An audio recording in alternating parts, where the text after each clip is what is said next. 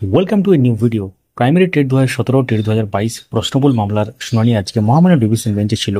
এই মামলার গুরুত্বপূর্ণ আপডেট সামনে এসেছে এবং তার সাথে আমরা আজকে আদালতে কি হয়েছে সেই ব্যাপারটা সম্পর্কে আলোচনা করব। সঙ্গে থাকুন, দেখতে থাকুন। অবশ্যই চ্যানেলটিকে সাবস্ক্রাইব করে রাখুন, তাহলে পরবর্তী আপডেটগুলো পেতে কোনো অসুবিধা হবে না। যারা ফেসবুক থেকে দেখছেন পেজটিকে ফলো করে রাখুন। শুরু করা যাক। তো আমরা আগেই জানিয়েছিলাম আজকে প্রশ্নবল মামলার শুনানি আছে এবং ফিক্সড ম্যাটার হিসাবে কিন্তু ব্যাপারটা ছিল।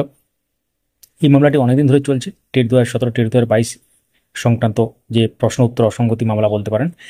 তো অনেক এক্সপার্ট কমিটি ছিল এবং তারা নির্দিষ্ট সময়ের মধ্যে কিন্তু রিপোর্ট জমা দিতে পারেনি। এর আগে বোর্ড সেটা জানিয়েছিল, অর্ডার কপিতেও সেটা লেখা ছিল, গত দিনই আমরা দেখিয়েছি। তো আগের দিনই বলেছিলাম যে প্রাইমারি কোয়েশ্চেন আবার এক্সপার্ট কমিটি গঠন করতে হচ্ছে, আবার সেই এক্সপার্টরা অসমর্থ হচ্ছে ব্যাপারটাকে মানে লাস্টে ফাইনালাইজ করতে বা সঠিক উত্তর দিতে কোন অপশন ঠিক হবে সেটা। তো এটা কোনো ডাব্লিউবিসিএস এর কোশ্চেন নয়, প্রাইমারি টেটের কোশ্চেন, যেটা আগে আমরা বলেছিলাম। কিন্তু ব্যাপারটা হচ্ছে কি, মামলাটা তাহলে আজকে কি হলো? আজকে অনেক অগ্রগতি দেখা গেছে এই মামলার সম্পর্কে। কারণ আগের এই যে এক্সপার্ট কমিটি ছিল,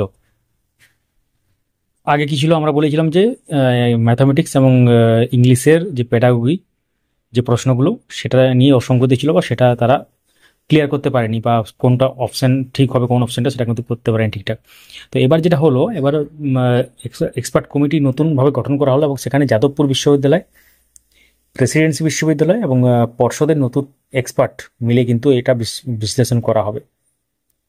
অর্থাৎ এই যে ব্যাপারটা, এটা কিন্তু নতুনভাবে আজকে বলা হয়েছে অনারেবল ডিভিশন বেঞ্চে।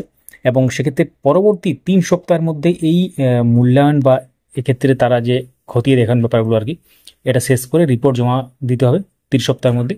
এবং তারপর মামলাটি শুনানির জন্য আবার লিস্টেড হবে। তখন কজ লিস্টে হয়তো আসবে, তখন আমরা আপনাদের সাথে শেয়ার করবো। তার মানে একটা সময়ের সীমা এখানে দিয়ে দেওয়া বলে সময় বেঁধে দেওয়া হলো। এটা কিন্তু আগে থাকেনি। মানে আগে কি ছিল, তাদেরকে এক্সপার্টদের দেওয়া হতো এবং মাঝে মাঝে বোর্ড এসে বলতো আমাদের আরও এক্সপার্ট দরকার, আমরা পাচ্ছি না। কিন্তু এক্ষেত্রে পুরো একদম অর্গানাইজ পদ্ধতিতে একদম করে দেওয়া হলো। অর্থাৎ যাদবপুর বিশ্ববিদ্যালয়, প্রেসিডেন্সি বিশ্ববিদ্যালয় এবং তার সাথে পর্ষদের নতুন এক্সপার্ট মিলে এটা কিন্তু বিশ্লেষণ করবেন বা মূল্যায়ন করবেন ব্যাপারটা। পরবর্তী 3 সপ্তাহের মধ্যে এই মূল্যায়ন কিন্তু শেষ করতে হবে এবং রিপোর্ট জমা করতে হবে। এর আগেই আমরা কিছু মিনিট বা 1 ঘন্টা আগেই আমাদের ফেসবুক পেজে এটা সংক্ষিপ্ত আকারে শেয়ার করেছিলাম। তখনই আমরা বলেছিলাম যে আমাদের ইউটিউব চ্যানেল বা ফেসবুক পেজে এটা পরবর্তী সময় ভিডিও আকারে আসছে। অবশ্যই ভিডিওটি লাইক করুন, সবার সাথে শেয়ার করুন এবং গুরুত্বপূর্ণ তথ্যগুলো মিস করতে না চাইলে অবশ্যই চ্যানেলটিকে সাবস্ক্রাইব করে রাখুন। যারা ফেসবুক থেকে দেখছেন পেজটিকে ফলো করে রাখুন। ধন্যবাদ। কোনো প্রশ্ন থাকলে অবশ্যই কমেন্টে লিখতে পারেন।